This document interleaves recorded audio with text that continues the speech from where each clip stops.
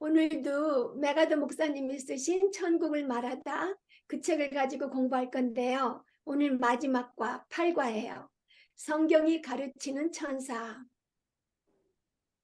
요즘 책방에 나와 있는 그 천사들에 관한 책들은 천사와 대화하는 법을 가리키고요.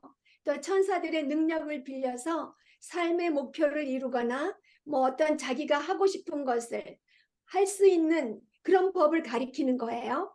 그래서 천사하고 교통하면 우리들이 갖고 있는 모든 문제를 천사가 해결해 줄 수 있다는 듯이 말을 하는 거예요. 그리고 우리가 태어난 그 출생 별자리하고 뭐 어떤 특별한 양초를 태우면은 그 천사 같은 영적 존재를 우리가 부를 수 있다고도 하고, 또 우리한테 수호 천사가 있어서 그 수호 천사한테 도움을 청하거나 죽은 가족하고도 접촉할 수 있다고 가르치고 있어요. 그러니까 이런 것에 현혹되면 점술 행위와 어떤 뉴에이지 신비주의에 빠지게 되죠. 그리고 귀신들은 광명의 천사로 가장하여서 영적 세계와의 그 접촉하는 것에 호기심을 가진 사람들을 현혹시키기 때문에 점술 행위에 빠지게 되는 거예요. 뉴에이지 신비 사상에 빠지게 되는 거예요. 그리고 더 이런 책들이 위험한 것은 천국에 다녀왔다고 한 사람들이 책을 낼 때 기독교적인 색채를 띄어서 기독교인들이 쉽게 받아들일 수 있게 하는 것처럼 천사에 대한 책들도 기독교적인 색채를 띄어서 기독교인들이 받아들이기 쉽게 하고 있는 것이 큰 문제예요. 그래서 이런 책들은 영적으로 유익함보다는 해로움이 훨씬 더 많지요.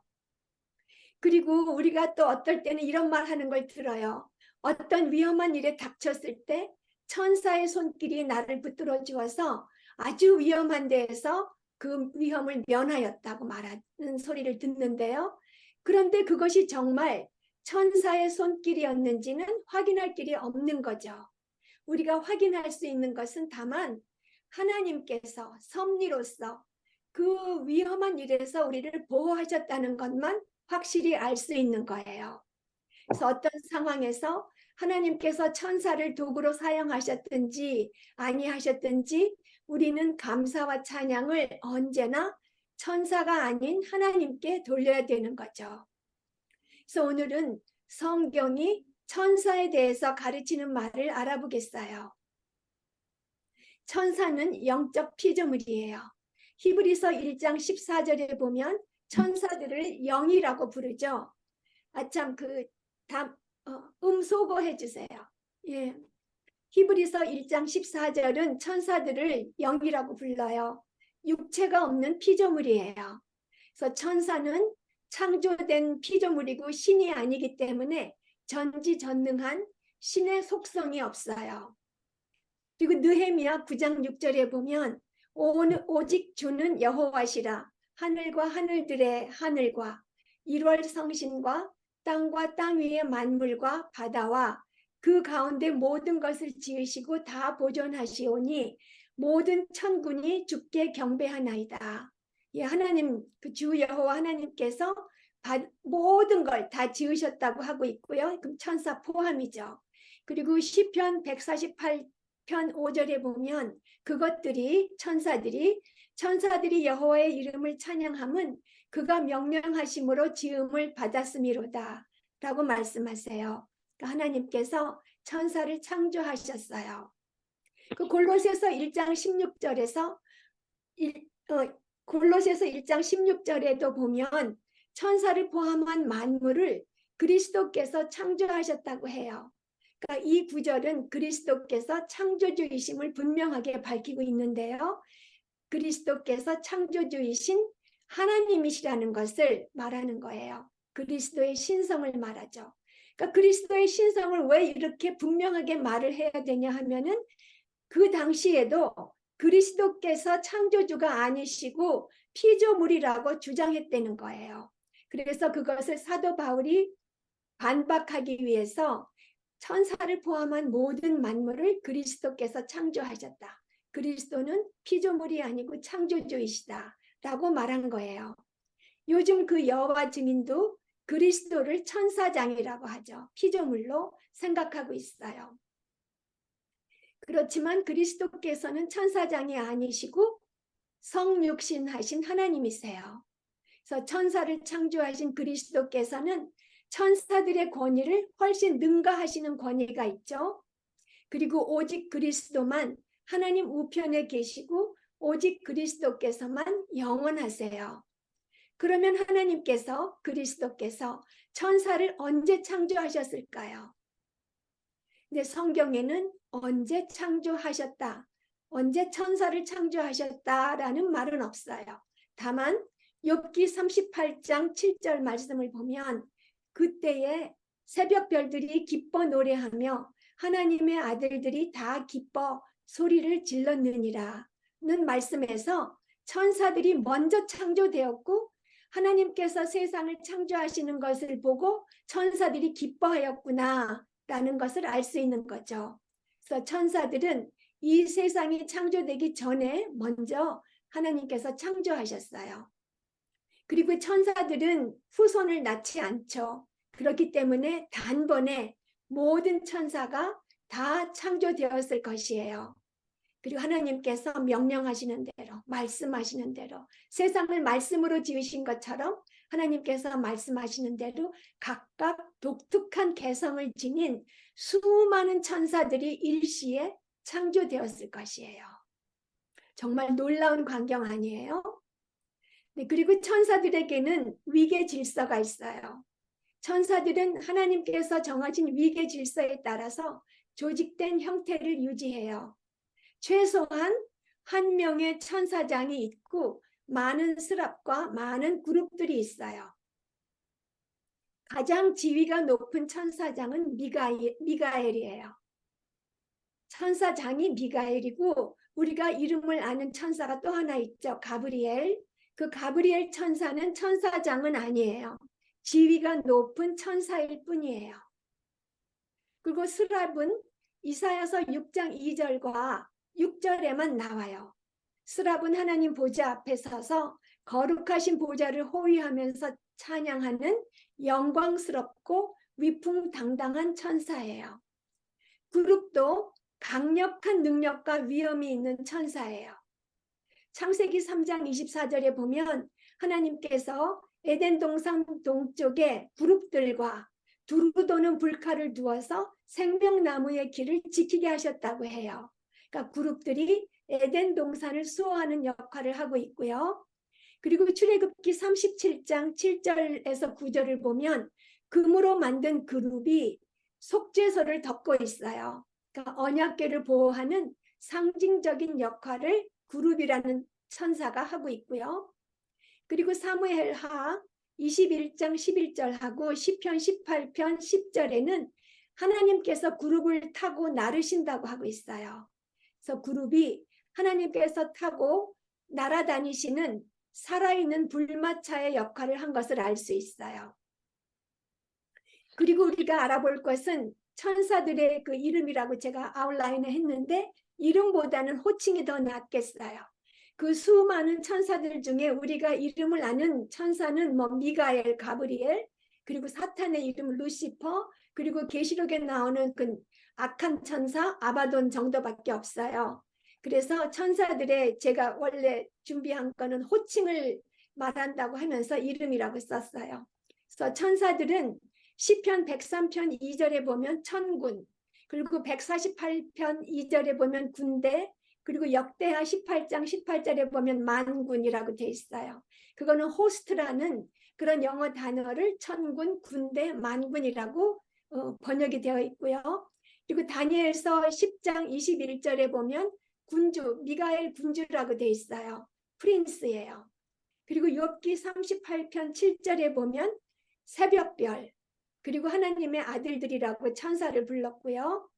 그리고 골로새서 1장 16절의 하반절에는 천사들을 왕권들, 주권들, 통치자들, 권세들이라고 불렀어요.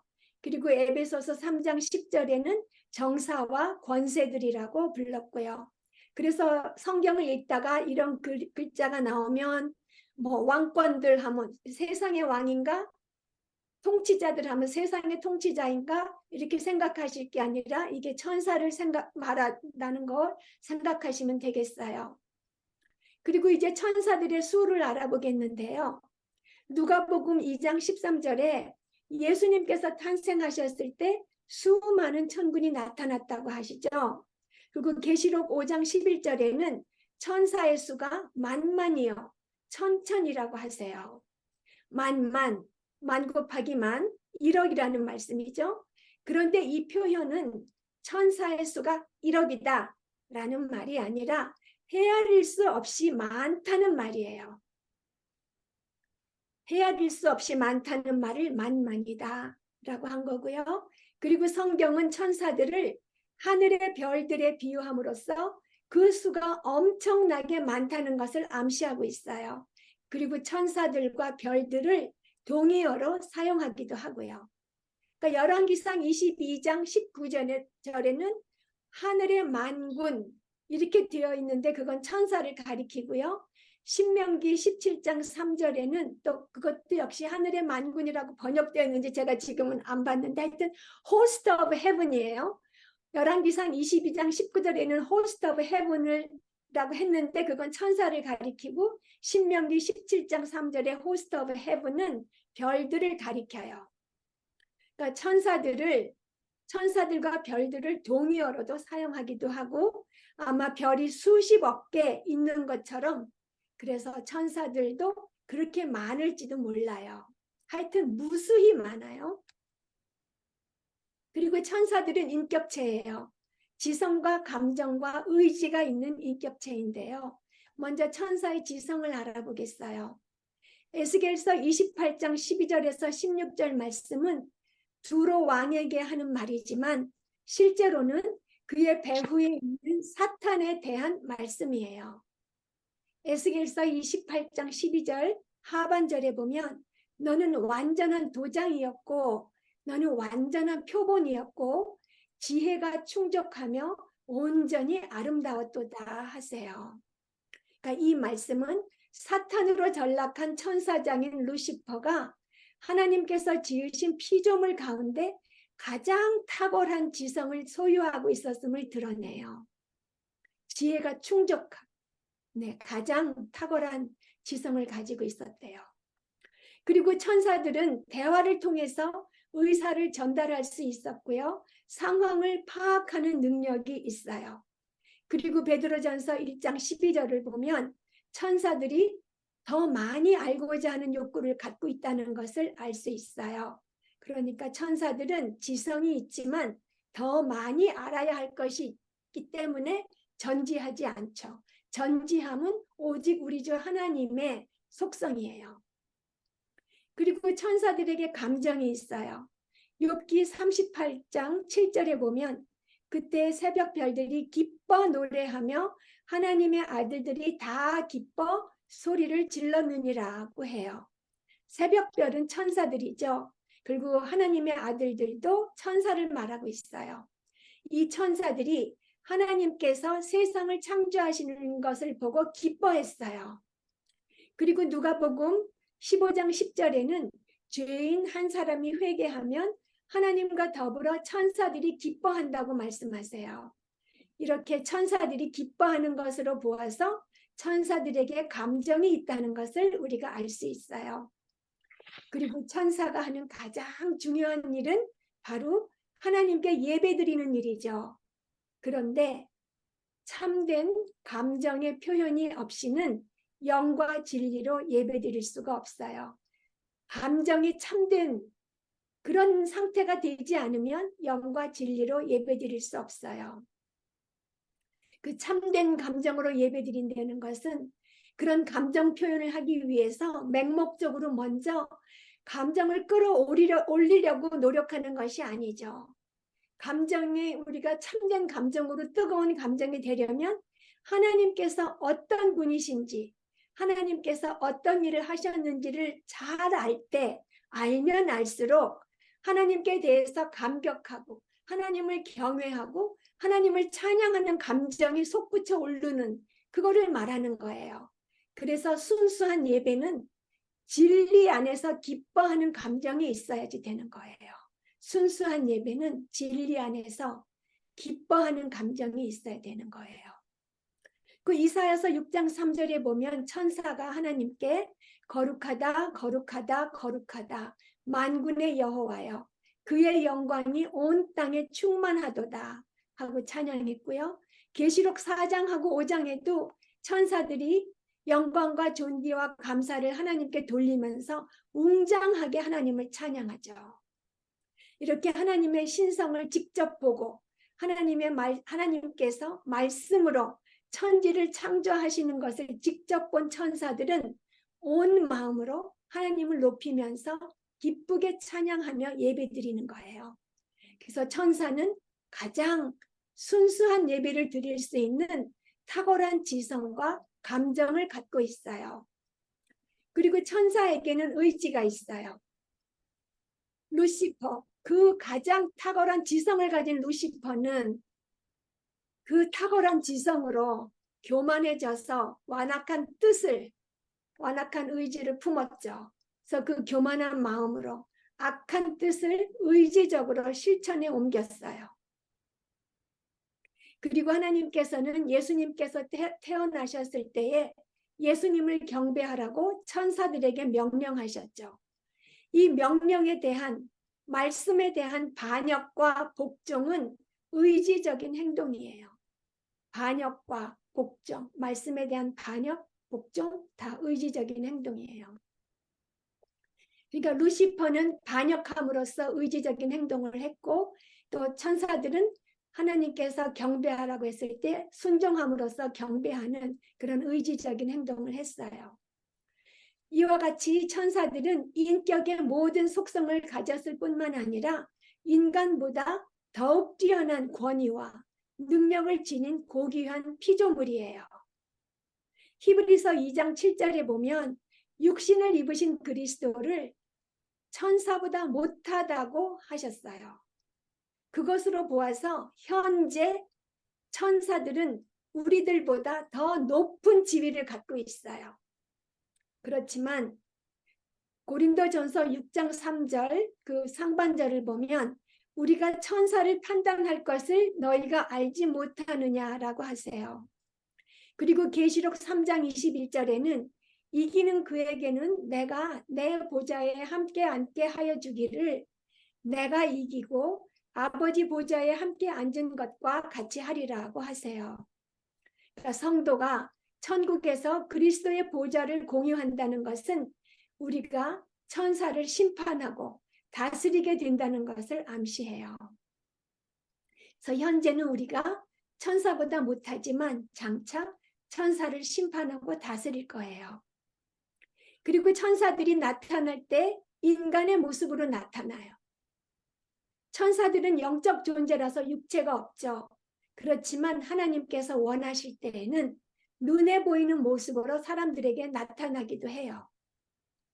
그런데 우리가 천사를 보통 얼굴이 통통하고 작은 날개를 단 그런 큐피드 같이 생각을 하는데 천사는 성경에서 남자의 모습으로 나타나요.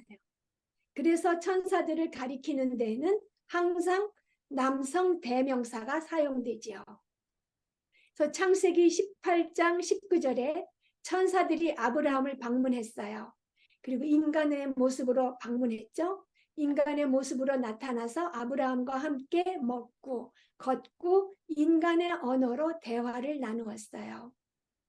그리고 예수님의 빈 무덤에 나타난 천사는 그 형상이 번개 같고 그 옷은 눈같이 희다고 하세요.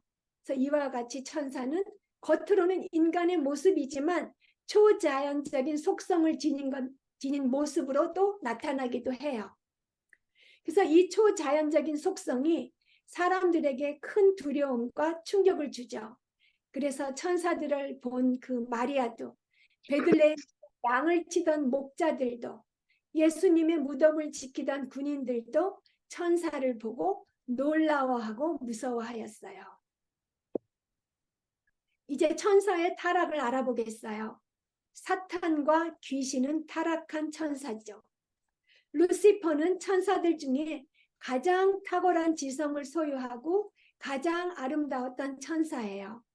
에스겔서 아까도 읽었지만 28장 12절 13절에 보면 루시퍼가 지혜가 충족하며 온전히 아름답고 그리고 에덴에 있을 때 각종 보석으로 단장했다고 하면서 완전함의 표본이라고 해요. 그렇지만 이사야서 14장 14절에 보면 루시퍼가 교만한 마음으로 가장 높은 구름에 올라가 지극히 높은 이와 같아지리라고 하였어요. 그러니까 루시퍼는 하나님과 같아지려고 천사들의 3분의 1을 데리고 하나님께 반역했어요. 이때 루시퍼와 함께 타락한 천사들이 바로 귀신들이죠. 마귀라고도 하고요.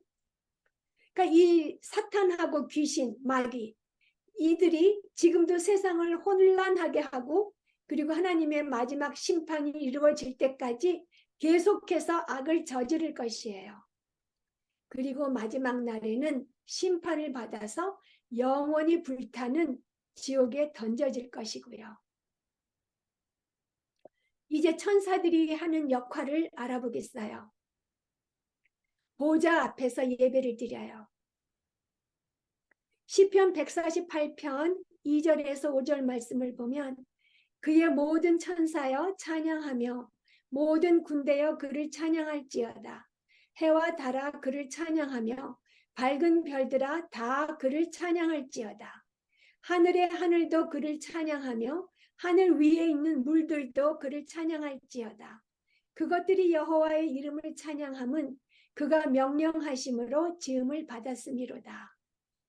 그리고 계시록 4장 8절에 보면 그들이 밤낮 쉬지 않고 이르기를 거룩하다 거룩하다 거룩하다 주 하나님 곧 전능하신 이여 전에도 계셨고 이제도 계시고 장차 오실 이시라. 이렇게 천사들은 창조주 하나님을 경배하는 피조물이에요. 그 천사들은 하나님의 거룩하신 보좌 앞에서 잠시도 쉬지 않고 찬양해요. 예배를 드리는 거죠. 그치지 않고 계속 하나님께 가장 순수하고 완전한 예배를 드려요. 그리고 천사들은 다른 피조물들과 마찬가지로 경배를 받기 위해서가 아니라 하나님을 경배하기 위해서 창조되었어요. 그래서 천사들은 누군가가 그들에게 경배하려고 할 때마다 엄히 꾸짖으면서 오직 하나님만을 경배하라고 했어요. 그래서 하나님을 경배하는 것은 천사들의 주된 임무 중에 하나예요. 그리고 천사들은 우리 성도들을 섬겨요. 히브리서 1장 14절에 보면 모든 천사들은 섬기는 영으로서 구원받을 상속자들을 위하여 섬기라고 보내심이 아니냐라고 하세요. 마틴 루터가 하나님께서 기독교와 교회를 섬기게 하시려고 육체 없는 영적 존재, 즉 천사들을 창조하였다라고 믿을 만큼 섬기는 것은 천사들의 중요한 임무예요. 천사들은 눈에 보이지 않죠. 눈에 보이지 않지만 성도들을 섬기면서 세상 일에 적극적으로 개입하고 있는 것이 분명해요.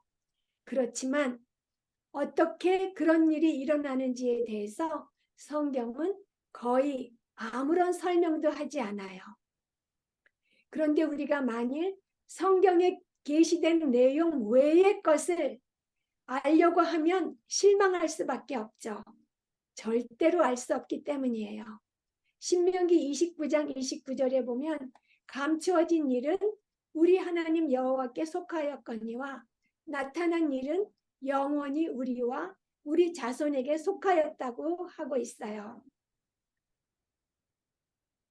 이렇게 우리를 섬기는 천사들을 또 부지 중에 대접한 이들이 있다고 성경에 말씀하세요. 그런데 부지 중에 대접했다는 것은 천사를 자기가 대접하는지를 깨닫지 못하고 대접했다는 거잖아요. 그렇기 때문에 우리가 일상생활에서 천사들이 우리를 섬기고 있다는데 날 도와주는 천사가 어디 있을까 하면서 천사를 찾으려고 한다는 것은 헛된 일이에요. 모르는 중에 대접한 거지 우리가 의도적으로 찾아서 천사를 찾을 수 있는 건 아니에요.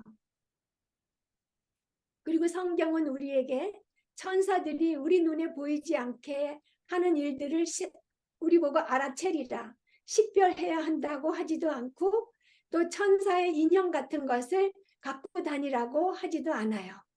단지 언제 어떤 형태로 천사들을 만날지 모르니까 항상 친절하고 관대한 태도를 지녀야 한다고 말할 뿐이죠. 그리고 또 성경에는 이런 말도 없어요. 천사들이 우리를 돕거나 뭐 병을 고치거나 우리가 갖고 있는 문제를 해결하도록 천사를 부를 수 있는 방법이 성경에 나와 있지 않아요. 천사들이 우리를 도울 수 있도록 유도할 수 있는 그런 방법이 성경에 나와 있지 않아요. 그렇기 때문에 뭐 촛불을 켜고 뭐 어떻게 하면 천사하고 뭐 교통할 수 있다. 그거 다 엉터리죠.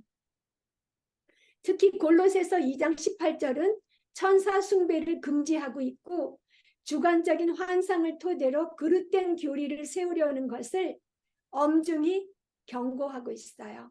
골로새서 2장 18절은 천사 숭배를 경고하고 그릇된 교리, 환상을 토대로 해서 그릇된 교리를 세우려는 것을 경고하고 있어요.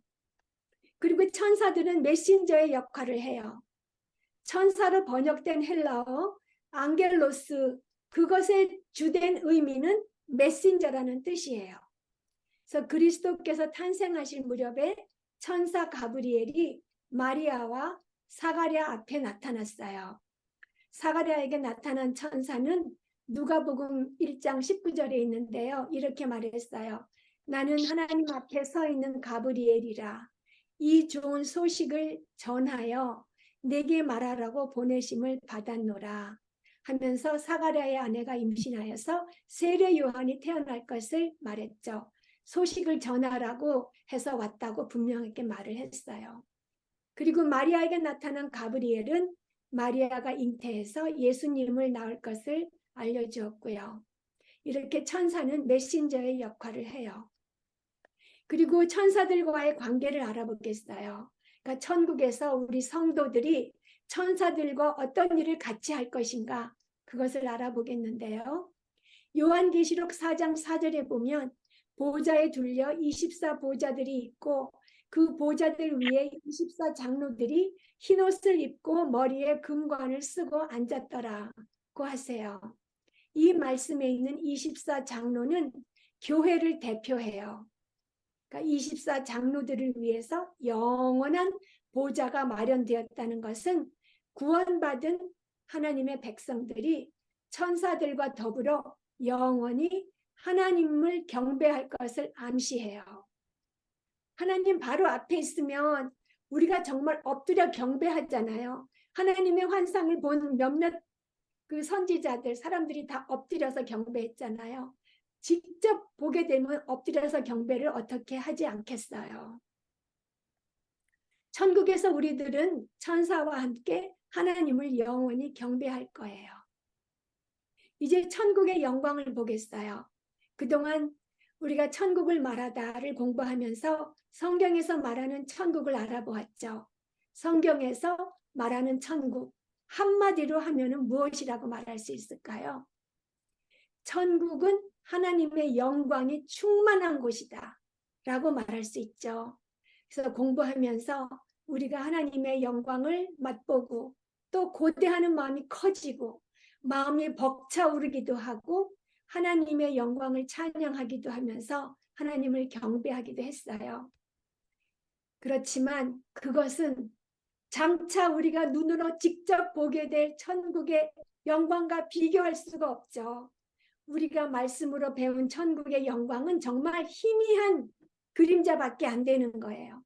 장차 우리가 눈으로 직접 보게 될 천국의 영광은 우리가 상상할 수 없을 만큼, 말로 표현할 수 없을 만큼 엄청날 것이에요. 그렇게 거룩하고 정말 죄가 하나도 없고 완전히 거룩하고 무한히 영광스러운 곳으로 우리를 불러주신다잖아요. 우리가 가게. 그리고 하나님의 영광이 밝히 비춰져서 해가 필요 없는 곳으로 간다는 그 생각을 하면 얼마나 감사한지 몰라요. 우리 같은 죄인을 불러주셔서 하나님과 영원히 거룩하고 흠없고 책망할 것이 없는 모습으로 살게 된다는 것을 생각하면 하나님의 그 무한한 은혜를 찬양하지 않을 수가 없죠. 그 어떤 말로 감사를 드려도 충분하지가 않아요.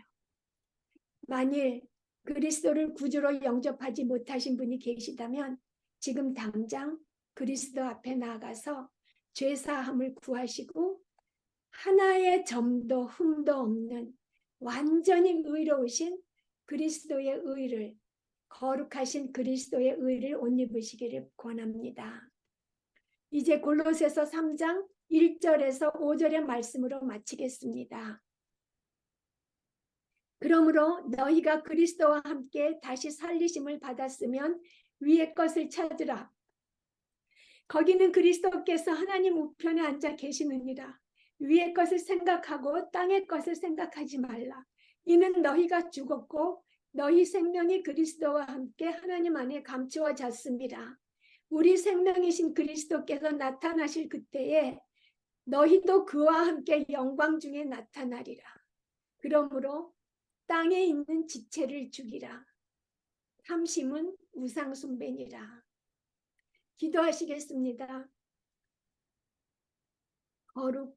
거룩하신 하나님, 죄가 없고 거룩하고 무한히 영광스러운 천국으로 저희들 같은 죄인들을 불러주시어서 하나님과 영원히 거룩하고 흠없고 책망할 것이 없는 모습으로 살게 하시는 하나님의 무한한 은혜를 찬양합니다. 거룩한 보좌에 앉으신 하나님을 거룩한 천사들과 함께 저희들이 완전히 거룩한 모습으로 하나님 존전 앞에서 참된 예배를 드리게 될 날을 고대합니다.